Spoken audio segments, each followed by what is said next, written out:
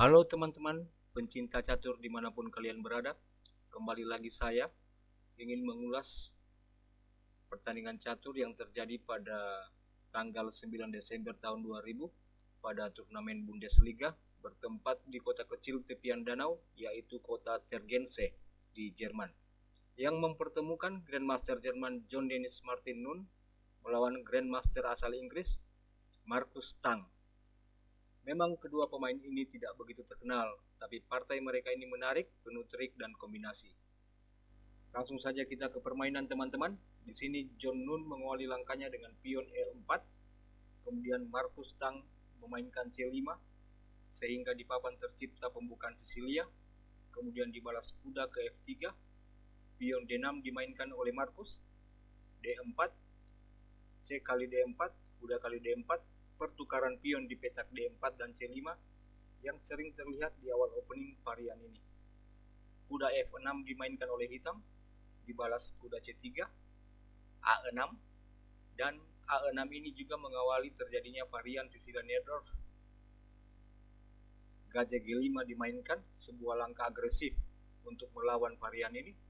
E6 terlihat di papan teman-teman, F4, dan di sini biasanya langkah opsi lain yang biasa dimainkan hitam adalah menteri ke B6, gajah ke E7, ataupun bisa juga kuda B ke D7.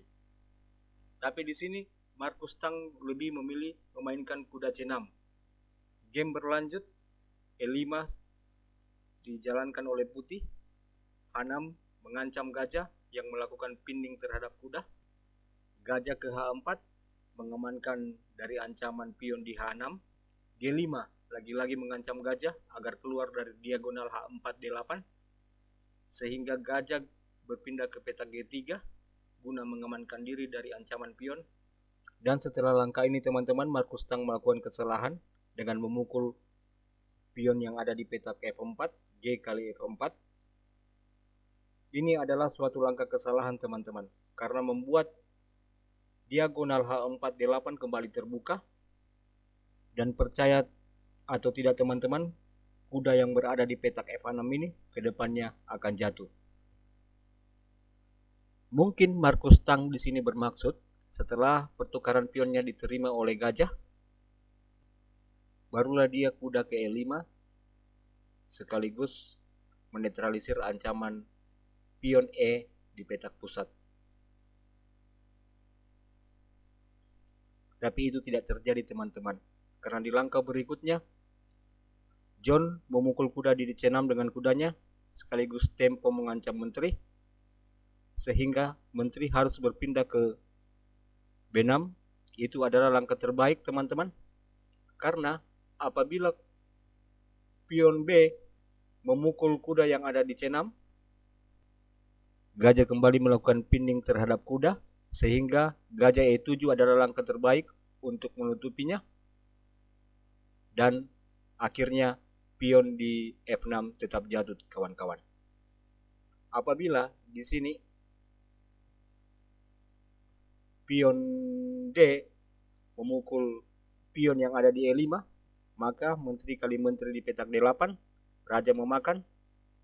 Maka di langkah berikutnya skak memakan kuda yang tidak terjaga di petak F6 sekaligus mengancam benteng.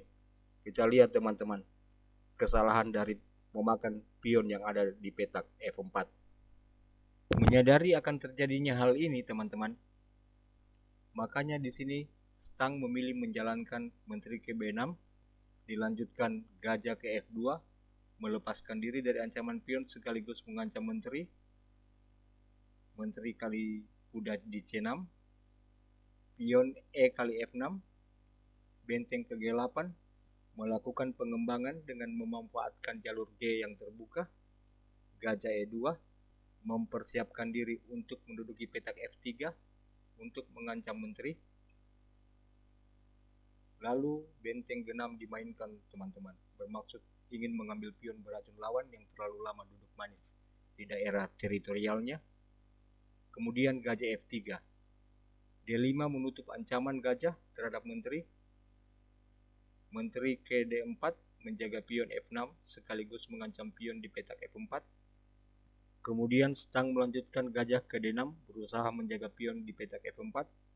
Rokade panjang dilakukan oleh John Nun menambah tekanan di file D yang setengah terbuka. Gajah ke D7 membuka jalur, mempersiapkan untuk rokade panjang teman-teman.